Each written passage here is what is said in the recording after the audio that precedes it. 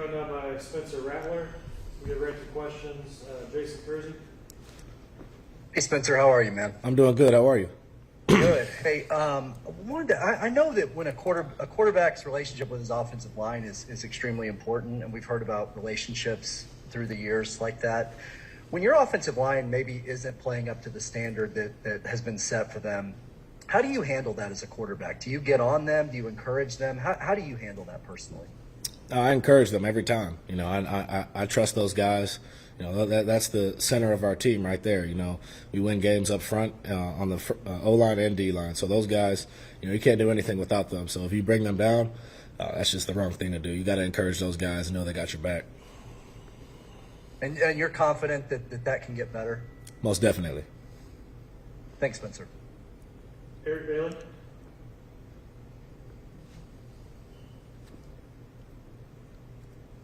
Sorry about that. Hey, Spencer, thanks for your time today. Wanted to ask you, in 2019, after the K-State lost, how much did being around Jalen help you as a quarterback learn to deal with adversity? Was it just an important chapter of learning as an OU quarterback just how to bounce back? Yeah, you know, seeing, you know, Jalen go through that stuff in 2019 when I was getting to watch and experience it all, you know, it was like I learned a lot from it. Obviously, we weren't happy with what happened, but learned a lot from it. And then personally in 2020 as well, you know, we just got to learn from each game. You know, good or bad, we're always going to go through adversity, and you got to embrace it. Thanks, Spencer. Have a good week, man. You too. Ryan Avery.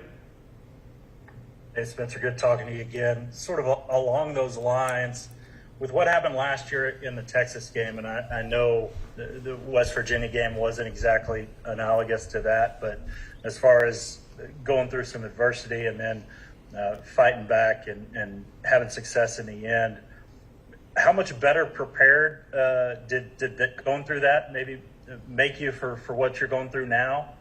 And just what did you learn from that experience now, looking back at it a year later? I feel like going through that last year and, you know, actually losing games was very, you know, eye-opening and helped me come into this year knowing, you know, not every game's going to be easy. You know, this is college football. We got to respect every team, you know, and they're going to give it their best versus us every single game. So we're, you know, with the question about how it helped me for this year, you know, I feel like I said, I think a week ago, like, you know, that last drive last year, anything could have happened. You know, we personally with everybody, but we've been through those situations. You know, we know how to handle ourselves, and you know, we played the 4-minute situation and 2-minute situation great. We drove 80 yards down the field that last game and showed, you know, what we have, what we have, and what we can do. So we're gonna keep building on that, and we know we can finish in these tight games, but. Obviously, we want to, you know, spread the points out a little bit, but never know. Is it tough to experience that growth without losing? I don't know if that makes sense, but can you still experience that growth when you're going through these things and finding ways to win games? Most definitely, yeah. I mean, you know, football it's a game. It's very, you know, articulate on the offensive side. You have to, you know, have a lot of stuff in your mind that you need to do on the field. You need to prepare and practice with. And, you know, I thought we've done a good job, you know, in those situations this year. And we're 4-0. You know, last year we were 2-2 at this time and, you know, fighting to win every game because if we lost one more, it was, you know, everything was gone. But like I said, we're 4-0. We're happy about that, but we're not happy about, you know, playing to our standard, and that's the main thing that we're focused on and we're rolling with this week. I appreciate it, Spencer. Have a good one. You too. Bob Brzilla. Spencer, you go back to that last drive and going 6-6 passing, offense was in a rhythm. How important is tempo? Do you maybe feel more comfortable going at a faster tempo? I do like some tempo. You know, I think, you know, our offense does a good job with tempo. You know, obviously we mix it in there, here and there. But I think just us keeping that consistency, you know, with our mindset. Like every time we start out a game hot first drive and we finish the game hot last drive. That's just what we've been doing this year. And we just have to do that every drive or try to do it every drive. That's the, you know, consistent mindset that we have something on the line every drive. And I think, other than the tempo and all that stuff, just having that mindset up front with the running backs, receivers, myself, everybody as a unit. If we have that mindset, we could be really good.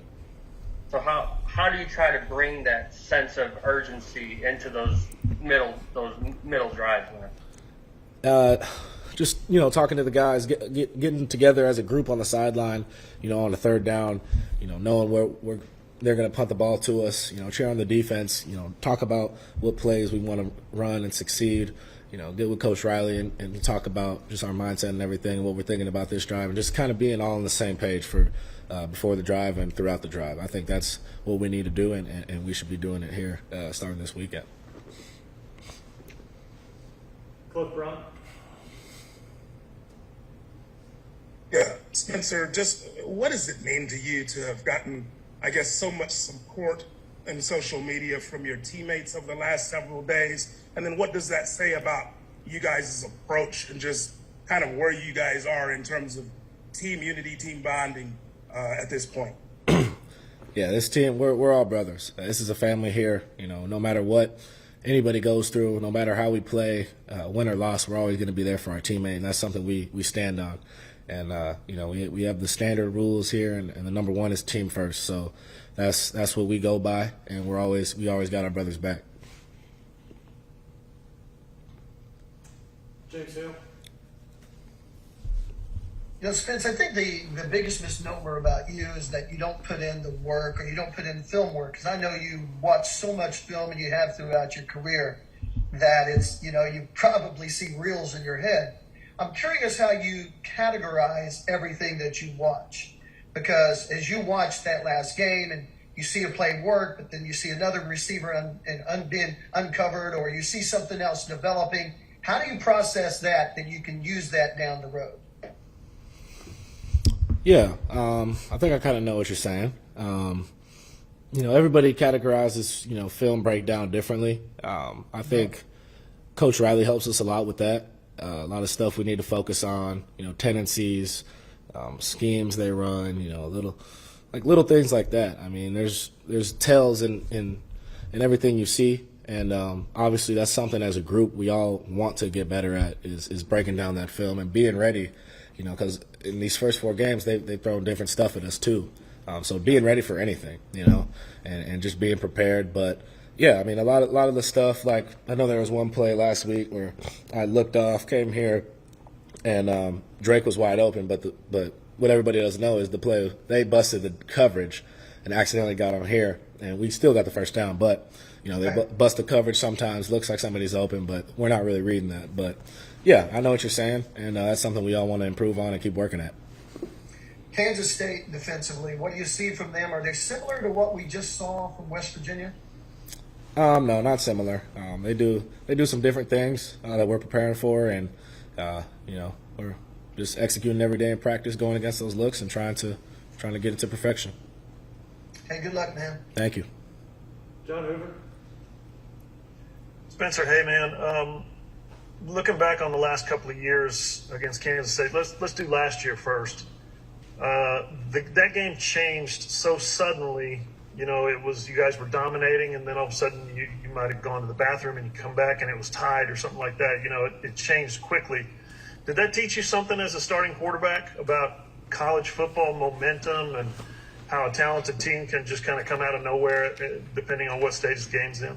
Oh yeah, like I said, you got to respect every team to the final whistle, to the final second when that clock hits 000 and or 00. You got to finish every drive, finish every play, no matter how many points are up. Momentum's a real thing, and if you're not doing your job, you aren't executing and trusting your system offensively and defensively, any team can come back in the country, and that's something we are striving to get to, is being consistent and finishing these games out. And we've had a couple of these tight ones, in the beginning of the year, but I think that's going to help us down the road to where these games are going to be even harder, and we can get better and better. But no, yeah, for sure, you got to respect everybody. So Kansas State kind of uses this underdog mentality. They recruit junior college guys and they recruit cast-offs and two-star, 3-star recruits. And it really works for him, and it has worked for for a generation now, really. I wonder if that shows up in the way that they play hard on the field. You know, you see a guy out there that might not be the world's greatest recruit, right? But he's whipping somebody that maybe is in front of him is. That's just kind of the way they play. I wonder if that shows up on the field from your perspective. I really don't think of it like that. Every player's on the field because they're a good player. I mean, it doesn't matter where you're from. We got some JUCO guys that are stars on our team now. And, you know, if you're a good player, you're a good player. But, you know, like I said, everybody's going to give us their best game. And that's what we got to be prepared for every week.